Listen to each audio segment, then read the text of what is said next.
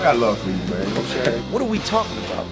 I'm not here to start any trouble. I'm only going to say nice things about you from now on. I think you're handsome, and I think you're a wonderful host. I'm fat and I'm overweight. Just don't say anything silly. I was waiting for you to say that. I'm not laughing about it. You think this is funny? I take it serious. I don't want y'all to take anything out of context that I'm saying. He's very funny. He likes to joke around a lot. As a personality and as an entertainer, yes. This is going to be really quick. I'm not taking any questions. Go ahead and get comfortable. I'm going to talk for a little bit. You're listening to Cabbie Presents, the podcast. Welcome, welcome, welcome. New year, same host. Please, if you've downloaded this, thank you. If you clicked on it, thank you.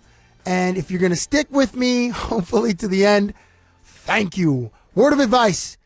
Keep your expectations low when it comes to all things Cabbie Presents. And that'll make it more tolerable to listen to and to watch on TV. That is the rule. My name is Cabbie Richards, and you can find me on Twitter at TheRealCabbie and on Instagram at TheRealCabbie. One word, and Cabbie is spelled Cabbie. I did mention a rule, but there are exceptions to the rule. When it comes to athletes appearing in my interviews on TV or on the radio, your expectations should be high. You're likely going to see them in a way that you don't normally experience them anywhere else. And since I'm an idiot, athletes let their guards down and enjoy these conversations. The NHL lockout is over and the season resumes very soon. I'm sure there were some Canadians popping off fireworks because most of the country is rejoicing.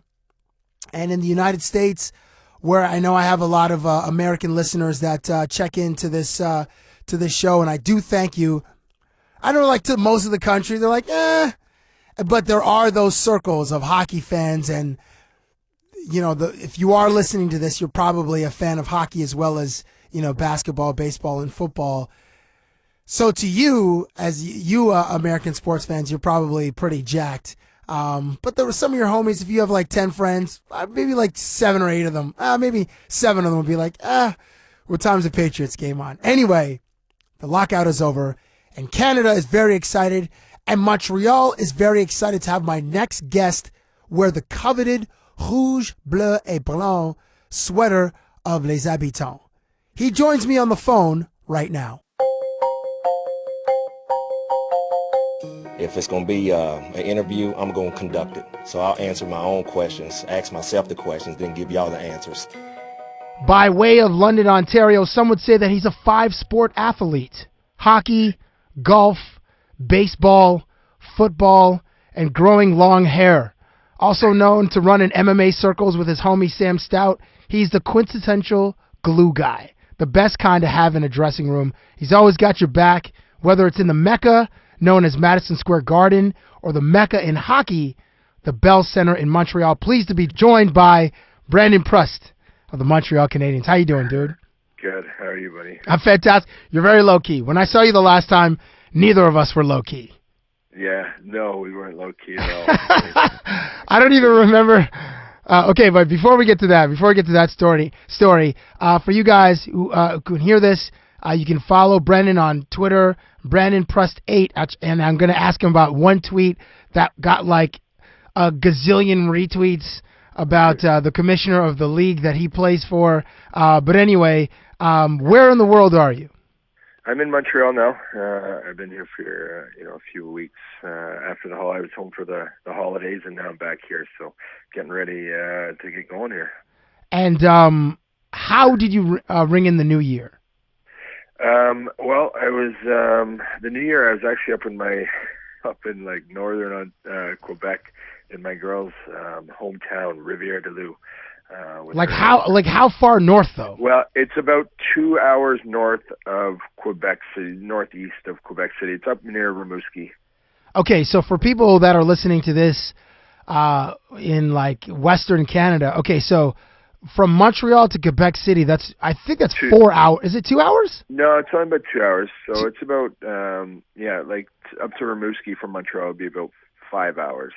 So it's about 4 hours to Rivière-du-Loup. So you're deep in the woods. Like you see, like it's like Rivière-du-Loup. Loup means I think wolf in French. You're on the east. It's kind of like where it's almost where the St. Lawrence, runs into the Atlantic. So it's kind of like that gulf there where the St. Lawrence gets big, and it's right on that the east side of the river. So that's okay. So does your girl family have any of the following pets? A caribou, a moose, a brown bear, or a deer? No, but we ate all those. So. Did you actually? Yeah, we had a fondue one night, and we had like deer meat and moose meat and like partridge meat. Partridge? Like like isn't a partridge like a pigeon? I don't know. I don't know what kind of like partridge. It's a different type of partridge. I don't know if it's not like the partridge. I don't think that you're thinking of. I have no idea. My zoology is probably an F-. Yeah. So wait, so you're eating... we had lobster. And lobster. So lobster is the one meat of those meats that you've had before, and that you said deer, which is I think is also known as venison, and then you had moose, which is moose, and partridge. Yeah. Oh my gosh! How do they taste? Oh, it's good. I'm a big meat guy, and I like different types of meats. Like if I go to a restaurant and there's like alligator or snake or something weird, like I'll order it. I like eating that stuff. Wait, you said alligator or snake? I don't know. You know what I mean? Like you've been to places, if you traveled around, like I've traveled to a lot of places. So you run into a restaurant that's got a weird meat that you've never eaten. I'm eating it. Oh, I like your adventurous side. That's admirable. Yeah. So you rang in New Year's Eve there. So how many people are in the house? Well, my family came up too, like my parents and really? my sister, and they all made the trip up because we spent Christmas back in my hometown, and then we ended up going up there for New Year's for a few days. So it was good. We were in Montreal for a couple of days, and we were up there for a couple of days. Did you go snowshoeing or no? Like, did you go? Well, we went hunt? tobogganing and like skating and stuff. Like they have rinks like everywhere up there. It's so cold. Like I couldn't find any ice time. I wanted to skate, and all the rinks were closed, but like the actual hockey rinks. But there was ice everywhere. There's little rinks in every like schoolyard, every little park. They had hockey rinks. So just went and skated there. So wait a second. So like when you're skating, are you just by yourself and with the other animals of the forest, or were other people there? I went with her brothers and some friends and stuff like that. But I actually, just because we were close to getting the deal done, I wanted to kind of condition myself. So when they got off, I kind of bagged myself out there for a little. About 10-15 minutes after. Okay, wait. So bag yourself meaning not hitting yourself in the crown jewels. You're talking about doing wind sprints. Exhausted. Yeah, like wind sprints. Suicides and stuff. We call it like bag skates. You know what I mean? Like where you're just exhausted, you're bagged. When was the last time you did a bag skate, like in the NHL? Well, it's going to be happening soon in the next week. I mean, that's part of the big conditioning that you do to kind of in camps and stuff like that. So, I mean, with Tortorella in New York, he's pretty good during the year at making sure you get your rest. But beginning of the year last year, the first couple months, just to make sure your conditioning's up. And whenever you have an injury, if you're coming back from an injury and you're getting ready, that's the worst part of having an injury in hockey. Other than missing time and not playing, it's like trying to come back and you have to do all these bag skates. That sounds awful. Oh, it's painful. So the last time we were in Montreal, neither of us were as low key as we are right now. Where did you take me? Oh man, I can't. Oh, we're on the plateau in Montreal, and you met us. You met us at a restaurant. What was the restaurant that we were at? La Salle Manger. Was a restaurant, and then we went to Edgar is the bar. So it's not far from it's a couple blocks from where. Now, Brendan, can you describe my condition that night? It's undescribable. Well, when you were already, well on your way when you met up with us, and I think I was on like my first glass of wine, and you were well on your way. It was as though I was the one being locked out. It's like I had nothing to do. Exactly. You were enjoying your time in Montreal. That's for sure. Do you still have my toque? Do I still have your toque? Oh my God, I do. It's in the closet. I didn't know. I don't even. What did you do to me so that I would relinquish my hat? Like what? Because I don't know. Because you were very. I'll say this: you're extremely generous when it comes to a night out and enjoying ourselves. You're extremely generous. So I'm not exactly sure how I even got back to my hotel room. Or when I pulled the chute. At some point, I just pulled the chute because my body's like, it's time to go. And I think you ninja dusted. You just disappeared. Yeah. That's I call pull the chute. You call it ninja dusting. Same thing. At some point, somebody just vanishes. Yeah. It was a good time. Okay, so I was I don't even know where I saw this, but I think I saw it today. So like in a recent 8-page New York Times feature on Jerry Seinfeld, a couple of interesting nuggets were discovered about the dude. Okay, so Seinfeld says he doesn't watch sitcoms, but he likes Mad Men and he likes watching The Voice with his whole family. I think he's got a daughter or whatever. I think his house is female dominated. Now you mentioned, you live with your girl or you had to you went to your lady's place in I was going to say upstate Quebec and northern Quebec. Are you forced to watch those singing shows? Not really. I know she does like them, a couple of them, but well, I don't mind them, but I usually have control of the remote for sure. Nice. That's the one thing you do have, like one bit of control you have in the residence.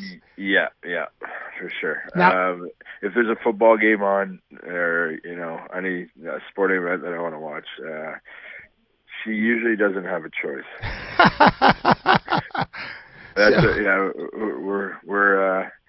We're getting the second TV here in our new apartment, so we'll be able to.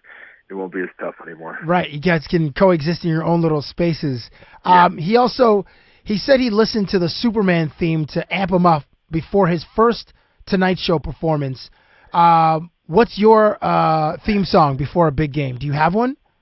I wouldn't say I have a theme song, but I've had songs, like some pump up rock tunes that I've kind of listened to. I would say the last 5 years.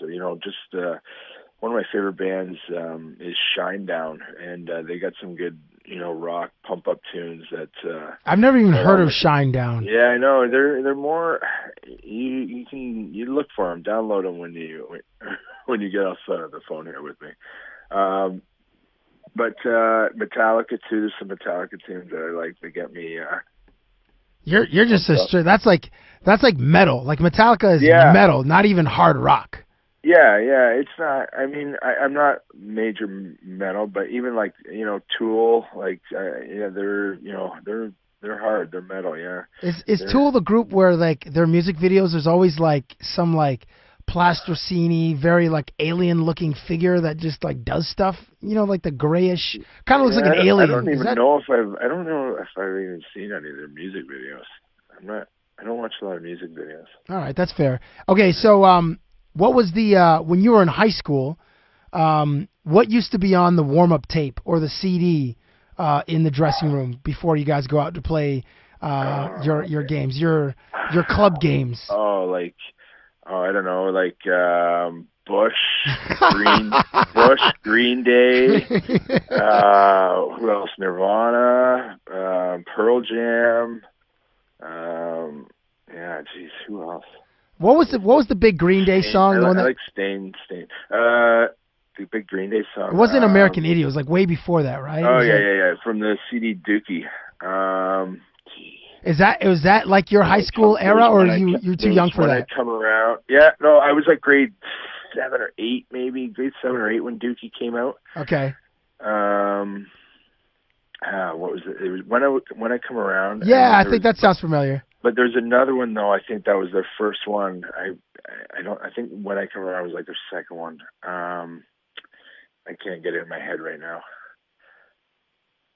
What about you said Pearl Jam and Nirvana? What were the is it from the Pearl Jam 10 album? That was like the first big one, I believe. Yeah. As much as I know, I don't. What do I know about that Pearl was Jam? me. That was me too. I love Pearl Jam, but I was never huge. I was a big Bush fan. That was my band kind of when high school. That's a great little soundbite I'm going to use. I was a big Bush fan. But I should have said Bush X. Yeah, Bush. Oh yeah, Bush X. They're the Canadian one, right? That's the Canadian version. That's what they were. They're Bush X. Wasn't there another group called Bush, and one of them had to be referred to as Bush X? I thought that's Gavin Rosdale that was Bush X, but you call him Bush. That was Gavin Rosdale's. Okay, so I'm looking at the track listing for the Dookie record. There's Longview, Welcome to Paradise, Basket Case. Basket Case. Basket Case. Okay, yeah, okay. So that was on the high school warm-up tape. Yeah. Oh yeah. That's it. Did you wait? So you never played basketball in high school, right?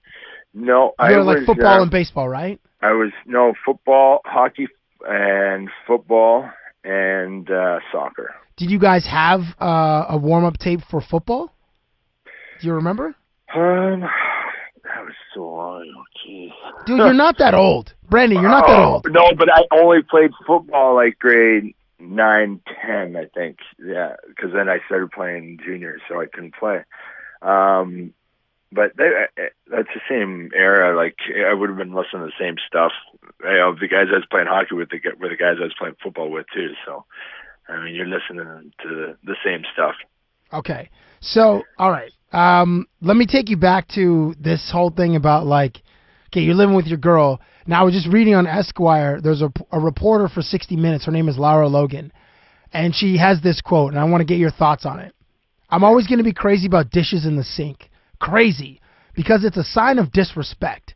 It says that you don't think about someone else. Sorry. It says that you think someone else is going to clean up after you, that you're not prepared to do it yourself. At least scrape them and stack them, right? Are you kidding me? So what kind of adjustments did you need to make when you started living with your lady?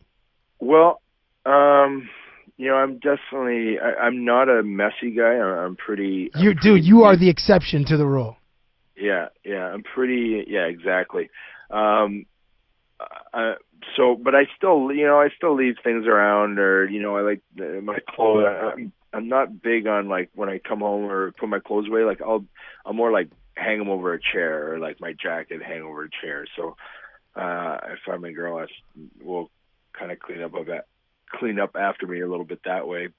I'm not a big fan of dishes, but I'll always maybe wash, and I'll put them in the dish. I need a dishwasher. I don't wash dishes, so you know what I mean. But I'll put them away. I'll put them in the dishwasher. You'll put them in the. Will you empty the dishwasher? Yeah. But you're not the dude that's gonna be scrubbing out the pot. I'm not, pan. I'm not scrubbing toilets or sinks or dishes. But so what do you do around the house? You just empty the friggin' dishwasher? I make dinner. I do the cooking. Oh, you do? I do the cooking, and she cleans up.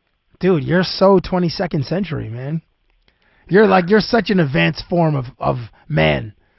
Are you sensitive also? Am I say? No, not at all, actually. Nice. There's no room for that. Yeah, of course. It's certainly not being a hockey dude. How many, so when you're at your place, how aware are you of a mess, or where your stuff is, when you start living with a girl? Is your sense of messiness heightened because women are generally, and I'm going to generalize, women are cleaner than dudes? Oh, and mine is the cleanest and biggest neat freak, and so it's definitely heightened a bit, and you try and keep tidy so you don't get yelled at all the time. Do you get yelled at, or do you just get reminded 72 times? Maybe just a dirty look or something. Now, in the same, I was on Esquire, and I mentioned your MMA earlier. There's a fighter named Ronda Rousey, and she's like unbelievable. It was like a judo. I don't know if I could say judo star, but she won bronze in the Olympics in judo, and now she's like an MMA star. Okay. And she adds this quote. She's like, people have been fighting each other for millennia. It's part of human nature.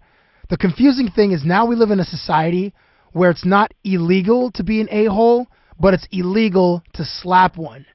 How do you Brandon Prust, resist smacking a dude in the face when he gets too handsy? You know, like sometimes you're out and guys just get a little too physical with you, or too loud about your team, or you as a player. How do you resist not smacking that dude?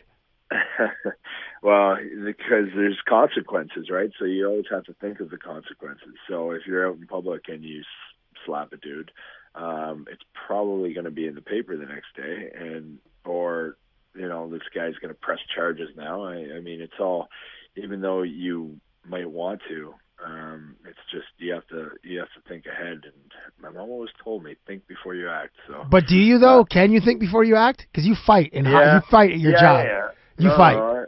I can keep a level. Off the ice, I'm pretty calm. I'm usually the guy actually stop preventing fights. So it's definitely a totally different person than on the ice. How many times have you been close? Obviously, I'm just. Just give me a number. Just give me a number, Brandon. 7 times. 7 times. 7. Well, listen. You're only a man. There's only so much you can take before there's only so many times you get hit in the face with insults and whatever, or just drunk like university guy before you be like, man, okay, just enough's enough. And you in the off season or other than this season, you live in your hometown is London, Ontario, and I don't know what it is about the water in London, Ontario, but that city's produced so many NHL players and very talented dudes. And it's a small town, so when you guys go back there and you guys, hanging in the summer, it's obviously your time. And it's a big university town for people who are unfamiliar with London, Ontario. The University of Western Ontario is the party school in this country. In the United States, there's Florida State, there's Arizona State, there's UNC. In Canada, it's the University of Western Ontario, which is in London, Ontario. So when you're there, and other guys from there like Jeff Carter, Corey Perry, yourself, Steve Ruchin, who I think I met you through Steve Ruchin in one of his golf tournaments. Drew Doughty, Logan Couture. Right. So you guys could have your own hockey team in the NHL. You just need a goalie or a couple goalies. So when you're in London, what is it like being in a small town where you guys have the most visibility? Do people... Well, it's not that small of a town. Well, dude, it's like 200,000 people, 300,000 people. It's like 400,000. No, it's not. Yes, it is. It's like the 10th biggest city in Canada. Come on, it's 400,000? 400,000, yeah. It's not even the 10th biggest city in Ontario. Actually, that's a lie. It's probably like 4th or 5th, maybe 6th. But either way, it's kind of It's a small big town. What's bigger other than Ottawa and Toronto? Hamilton, Mississauga. Well, isn't Mississauga's considered Toronto? No, it's its own city. It's still the burbs. Okay. And one of the Durham cities. No, maybe not. They're not quite. What's Hamilton? Hamilton's like 700,000. Hamilton's big, dude. It's huge. Who wants to live in Hamilton? Come on, Hey, listen. They might just take the Phoenix Coyotes and move them there, and then who knows? Who knows where you'll be at 2018. You might get a call from the GM of the Hamilton, whatever they're called. Like, hey, come play for us. I would love to be an hour from home. That'd be great. No, it wouldn't, because your phone would get massacred for ticket requests. Oh man. It's actually good that you don't play in Ontario, because that would be you have 41 home games. Every one of those games, you'd have John McDaniels from the 9th grade hitting you up for, hey bro, remember when we went GT snow racing that one time? He'd be looking for a pair of tickets in the Golds. Oh yeah. So in London, it's not that bad for you guys to walk around? Well, No, I mean, I think everybody's used to us being there, and we're there in the summer, and it's a pretty chill town. And for me, it's growing up there. I have tons of friends and family there, so when I'm out, you get bugged by maybe the odd person, but you mostly know everybody, and it's a fun time. We golf a lot, and we have fun. That's why I always go home. I love London. It's a great town. So I also love London. It's good people there too. I'm a huge fan of. Dude, the last time I was there, I think I fell asleep in Joe Cool's. I was on the second last time, because the last time I saw you guys, it was I had to go back to edit the softball piece at Drew Doughty's softball tournament. But the time before that, my boy Justin has the 12 Bars of Christmas. Yeah. And I fell asleep, I think at 1 a.m., like inside of a spot, like up against the front window. So like if anybody's walking by, they would just have seen this giant rhino with his lips up against the glass, blowing like saliva bubbles, completely passed out. It was. I'm surprised it hasn't appeared on Instagram, but I'm sure somebody has it on their cell phone somewhere. Well, I'm going to try and find it, that's for sure. Please don't. It's really I'm sure it's quite disgusting. Okay, so earlier today, Chris Paul, who plays for the Lakers, threw out a tweet. He's like... The Clippers? Sorry, what did I say? The Lakers? Yeah. Excuse me, for the Clippers. Well, he should be a Laker, except that David Stern's like, I'm just going to hit this red button and veto it with the power of my office. So although he should be a Laker, you're right. My mistake. He is a Clipper. So today on Twitter, he has probably 15 or 20 pairs of his game-worn Jordans in a pile. He's like, I'm going to give away some of these sneakers. What do you guys think? So my question to you is, could you, I don't know how many, here's the question. How many hockey sticks do you go through in a season? Oh, I would say 82 games plus what, 6 or 7? I'm going weekly. I'm saying 2 a week. Maybe 8 a month, maybe 6 a month. But some guys are very if they got a scratch on their stick, they want a new one. You know what I mean? I'll play with my stick until it breaks, basically. So at the most, you go through 50 sticks in a season. You guys play for 8 months, pretty much, and then the play. I mean, you guys are always in the playoffs. Yeah. So you're going. Yeah, I would say no more than 50. Yeah. Who's the guy that went through twice as many as you do? Oh, Gabrick, Richards, Delzato, those guys. Delzato? Yeah, I don't know. I think I always remember him. I don't know that one for a fact, but yeah, for sure, Richie and Gabrick. The prima donna guys. The guys that need they don't want to scratch on their stick. They need it or if they have a bad shift with it, throw it out. No, are you serious? Yeah. That's hilarious. Okay, so how many pairs of skates do you go through in a season? I'm probably a pair every, I would say 2 months.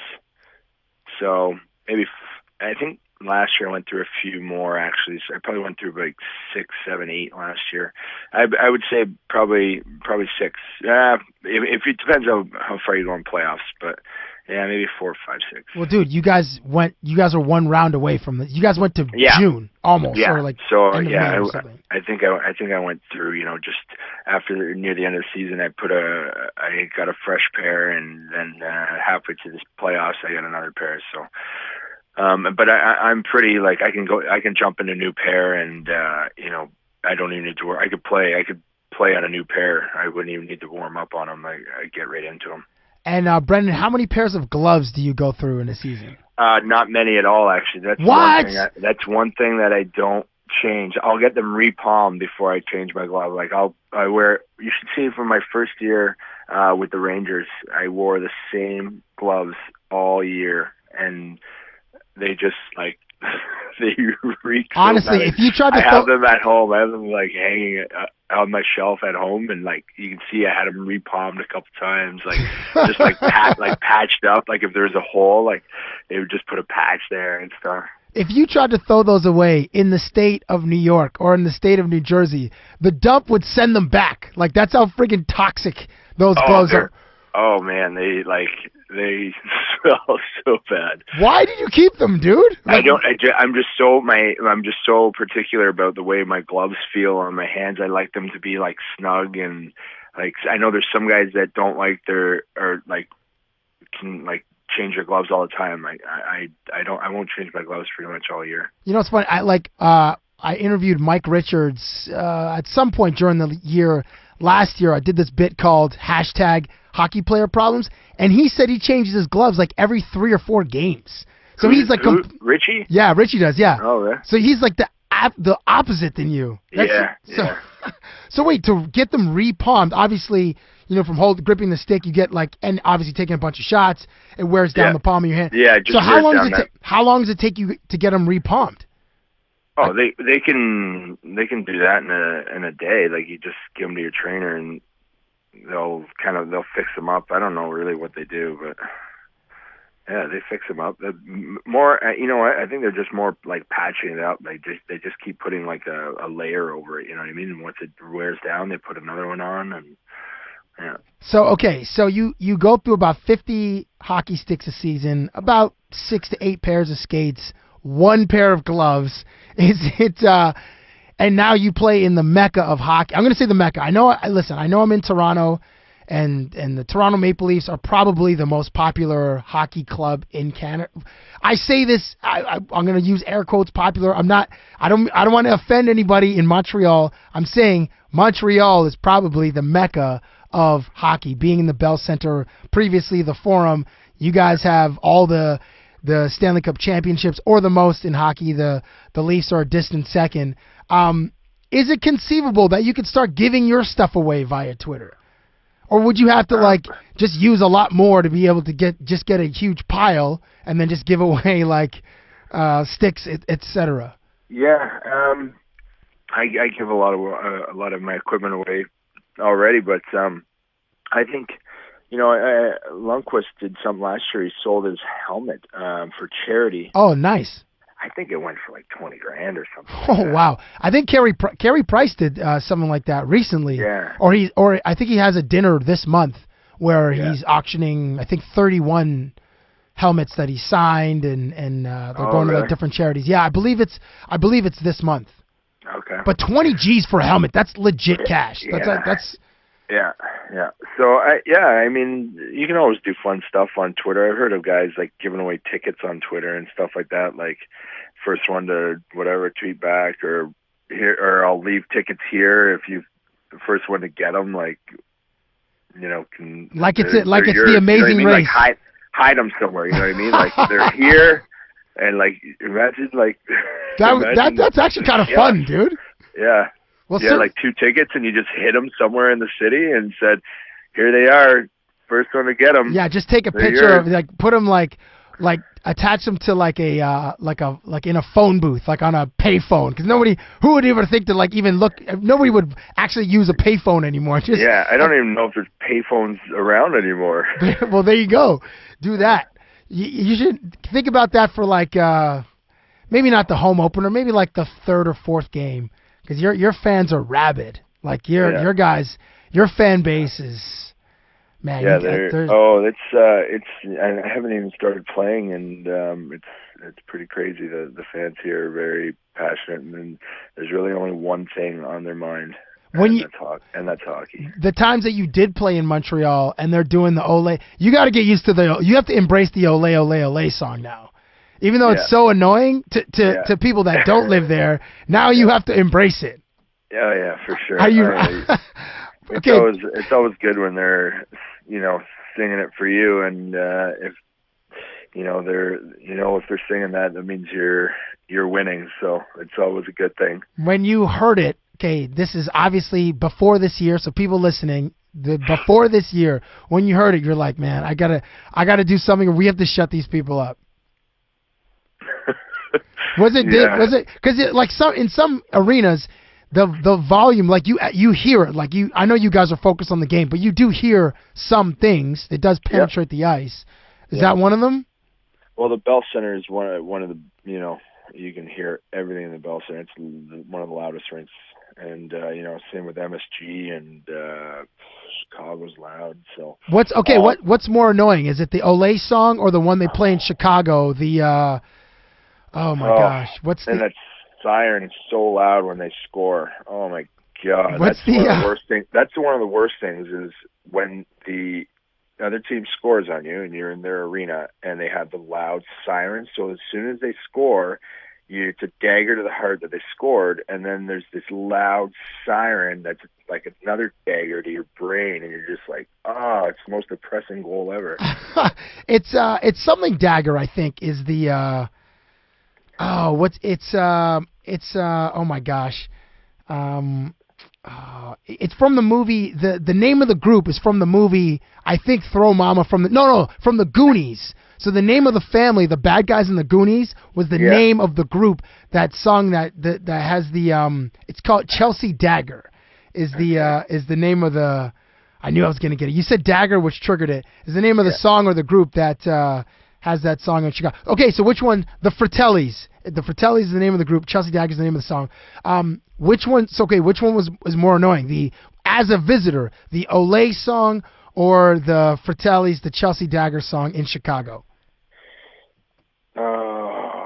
Or am I missing one? Is there one in Ottawa or in Vancouver? No, I wouldn't say Montreal now because I'm getting ready to embrace it. I know.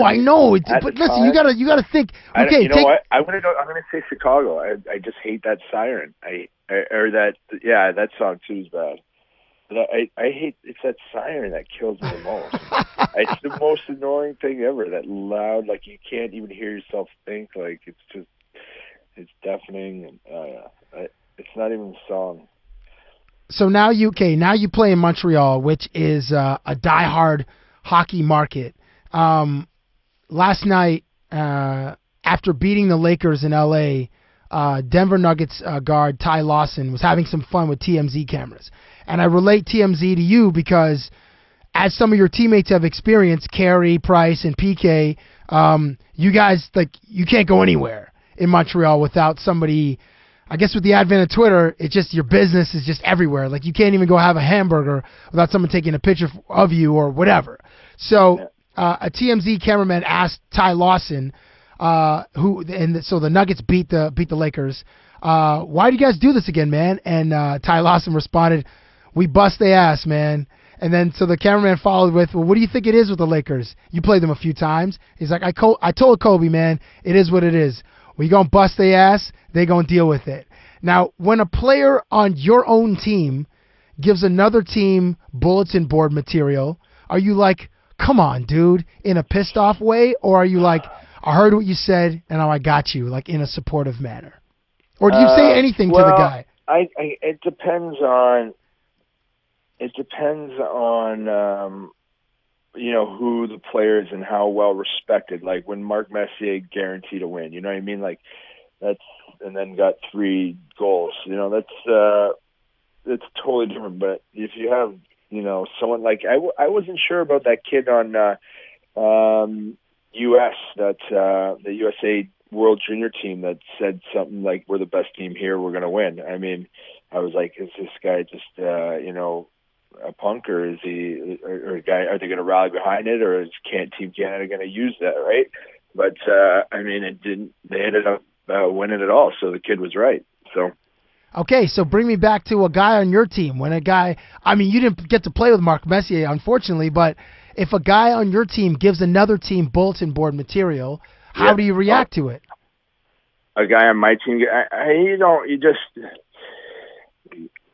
you laugh about it. You try. You got to back it up too, right? If they say something stupid, then whatever. You don't really pay attention to it. There's so much stuff out there nowadays that people can use, like anything you say, and sometimes media tweaks things. Like one time I said something when we first played Washington 2 years ago with the Rangers, and media guy came up to me and he goes, you know, do you think you're going to win? And I was like, well, that's why we're in the playoffs. Like, of course we have to think we're going to win, you know. And the next day that in the paper it said, you know, we expect to win. That was the title. We expect to win. And like Tortorella was like, you know, kind of giving it to me a little bit on the ice. Like, you know, they didn't want to say too much to the media and give those guys bulletin board stuff. But the the guy kind of tweaked it. You know, he asked me a question. I'm not going to say, no, I think we're going to lose. You know? Yeah. So okay. So what did Tortorella say to you when you're on the ice? Well, you know, he's big on not saying anything in the media, not giving the other team anything like you see bulletin board, any quotes or anything like that. So, you know, he just after every practice, we kind of have like a little meeting on the ice, and you know, he said, and this is before the series even started. He goes, and you know, remember what I said, guys? You know, just let's keep our mouth shut to the media. Don't say too much. And then he goes, Prusty, you're walking on thin ice. and I hadn't even seen the paper. I hadn't even seen the paper yet. So I was like, what? I was like, what? What are you talking about? I was like, what did I say? And he just looked at me like kind of like with a smirk, and he, you know, just kind of skated away. And I was like, what did I say? And I rushed to the bathroom to grab the paper. So that's awesome. Okay, so has Tortorella ever used bulletin board material? Like, has there ever been an article or a quote or a photo that's ever been taped to that whiteboard in your guys' dressing room, whether it's at the practice facility or inside MSG? Yeah, but I can't remember exactly, but yeah, he's always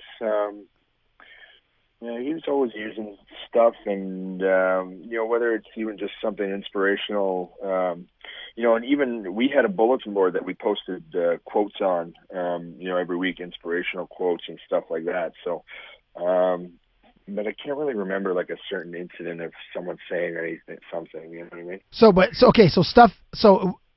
the players put inspirational quotes, or the team guys put inspirational quotes on this particular bulletin board, but inside the dressing room on the big whiteboard, there have been a quote or a photo or something from from an opponent. There has been that, or has not been? I can't remember an exact incident, you know, anything that sticks out in my mind right now.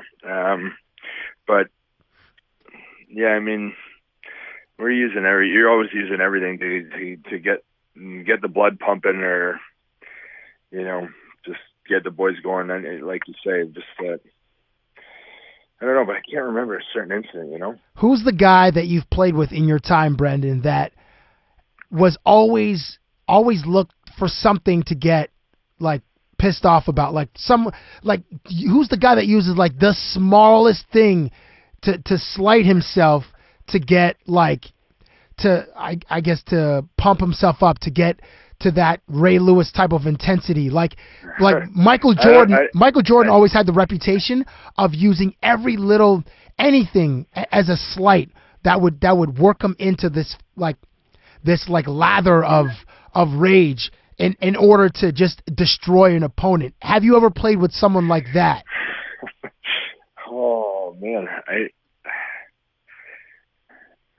I mean, I think I do. Yeah, tell them.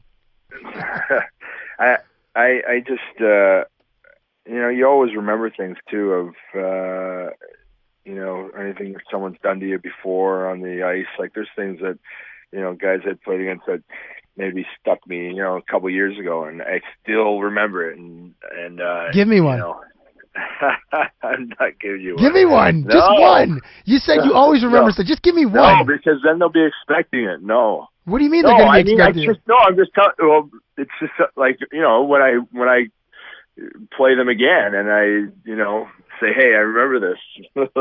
Let's go. So, yeah, no, it's Brendan, just give me one. I don't use anything really, like, there's nothing really ever in media or anything like that I'll use, but it's just stuff that I think it's more stuff that happens in a season with rivalries and stuff. But I don't remember ever playing with anybody that use. I think if you get too angry before a game or too worked up, I think in hockey before a game, I find you're taking stupid penalties and you're losing your cool, and it just you don't play good. And so I think everybody learns to kind of try and keep a level head. That's where you're going to be most successful. Are you the? Go ahead. Yeah, just if you lose your cool, then it usually comes back to haunt you. Are you the guy? Who's the guy that was most likely to lose his cool? Like when you see something happen, you're like, oh, you're on the bench or you're on the ice, and someone like an opponent like gets his elbow high or chops a guy on his hands. You're like, oh man, this dude is about to go crazy. Like who's the guy that like it's almost like? Do you remember the movie Friday? Do you remember Debo in the neighborhood's like the bully? You just get like it's like something. Who is the guy that's most likely to just? Is that you? Well, probably. I definitely don't like getting slashed or sticked or someone like trying to hit me in the head or punch me after the whistle, or whatever. So I don't know. Yeah, I guess I would have to say me. I've never really played with anybody. I'm trying to think of some of the tough guys. Like I played with Andre Waugh and Brian McGrattan, and yes, Gratz. Played against some tough guys. Cam Danson, and so there's some guys that are not. They're easy to get under their skin or easy to piss off. And is the easiest way to piss off an opponent the face wash? Like after the whistle blows, it's always you're always getting that nasty, stinky hand in your face. Yeah. No, I would. I would say more like a stick. I would say like a jab to certain areas or a little slash in the back leg. That's kind of what gets me. Like just kind of cheap shots, face wash after the whistle or something around the net. I mean, it's just more scrum stuff, but it's more of those little dirty things. Like you're just like you little. And those are the things you remember, yeah. Okay. So wait, do you have a checklist of guys who you owe them one, Brendan? In my mind. Give me one name. No. Come on. No. What do you mean no? no? I'm not giving you any names. But listen, they should expect it because they've played the game, and if they remember, then that's their own fault. If they forget, that's their own fault. Yeah, exactly. So that's why I'm hoping they have. Okay, so Dan Shaughnessy. I don't know if you're familiar with this writer. He writes for the Boston Globe. He predicts that the New England Patriots are going to walk all over the Houston Texans this weekend. So this is some straight-up bulletin board material. Tell me what you would do with this. So he writes, I'll just shorten the quote. He says... but this is a reporter? This is a reporter. Okay, watch. So he said the fraudulent Houston Texans are the only team standing in between the New England Patriots and a trip to the AFC Championship game. All the Patriots have to do is beat the terrible Texans 1 week from today at Gillette Stadium. So he wrote that. Now, Arian Foster, who is the running back for the Houston Texans, made that quote his avatar on Twitter. If a writer were to write something about your team, the Montreal Canadiens, as you guys are about to enter the playoffs, what would your reaction be? Something like substitute the Canadiens for whoever. It happens all the time where media put you down and you're the underdog and everyone thinks that it's and everybody, he's just saying what people are thinking because Houston ended off the season bad. Schwab's not playing that good. And I mean, the Patriots, they're Super Bowl contenders like the last 10 years. So, yeah. So, it's good for, we would obviously use that if something was that outspoken and that, out in the public, then obviously you're gonna put that on the bulletin board and you're gonna use it. So because you want to get the boys fired up, and it works a lot of the time. It's something that you look at every day and you want to prove everybody wrong. Like that's Houston's main goal right now. They want to prove everybody wrong, and they want to beat the New England Patriots because they're the heavy favorites. Brendan, how do you deal with this when some writer kills your team or targets you specifically, saying you're the reason for a particular loss? When you see that writer again, how do you treat that person? Not very good. Are you like the king of the one-word answers, or you don't even like look at the dude, or you give it to him in like as far as like with there's daggers? There's an article in the paper here in Montreal like already, dude. No, not about me. Okay. It was Max Pacioretty has a new house, and one of his contractors was, kind of, it had nothing to do with Pacioretty, but one of the contractors was supposed to pay a guy, and he was late on his payment, and the guy he was supposed to pay went like to the paper to say like Pacioretty hasn't paid me, and they put a picture, this guy that is in our dressing room all the time, put a picture of Patch's face, his house, his address, wrote a story on it. So we see this guy in the arena like the other day, and we're like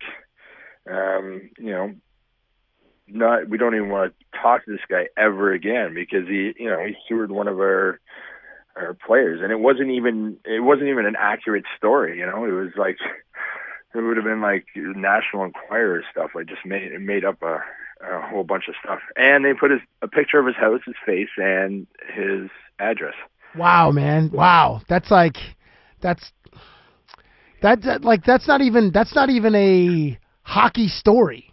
That's like a private thing, and I guess because you guys are public figures, then you have less privacy than the rest of us are afforded. But that's I could totally see. Certainly for Max, I'd be super pissed, and certainly super pissed at that guy who made it now public, as opposed to the one laborer that's griping about not getting his whatever he was owed by the contractor, not even Max. Yeah. Wow. Yeah. So that's not even going to start. So that guy's not even starting off on a good foot. Like not even at. No. Oh, jeez. I'll get you out here on this last one. Okay. Yeah, it's only been an hour. Has it actually? An hour.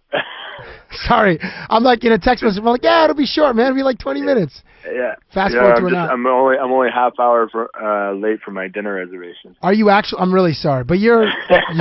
It's all good, brother. And tell the dog to shut up. I heard that little dog yap. I know. I'm trying to. What kind? Is it a dog that fits in your girl's purse?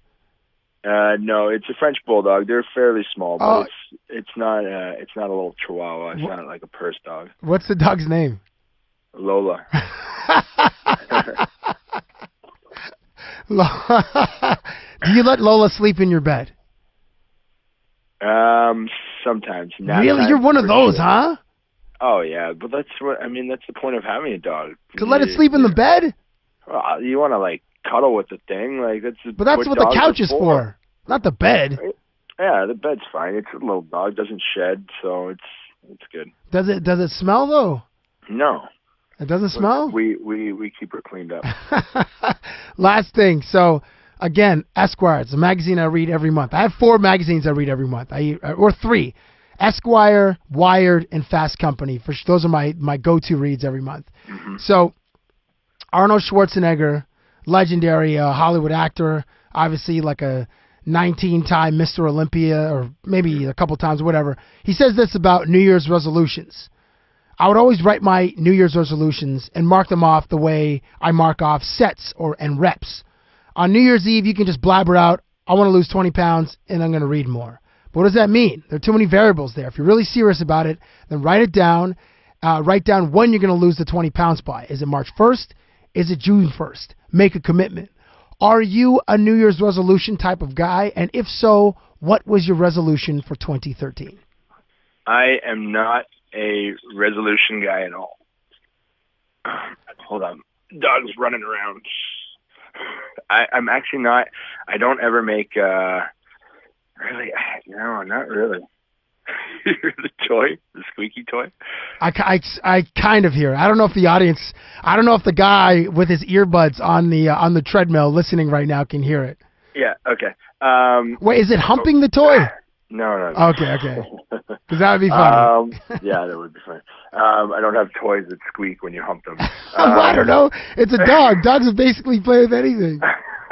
No, I don't really make major resolutions. I think I used to maybe, but No, it's not my thing.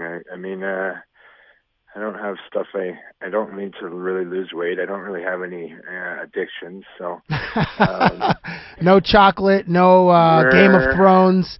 You're not you're not addicted to RedTube, nothing like that. I don't regret anything really that I do. So I just I have a little. I like candy. I like my sour candies, but I'm pretty good at keeping it under control. Sour keys?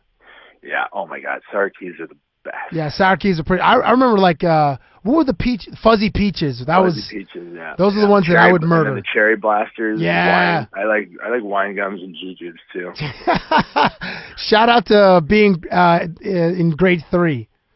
Oh yeah. I'm surprised. Sure. I'm surprised that I wasn't, or maybe I was when in the 3rd grade. I was probably close to like 200 pounds. I was such a little fatty.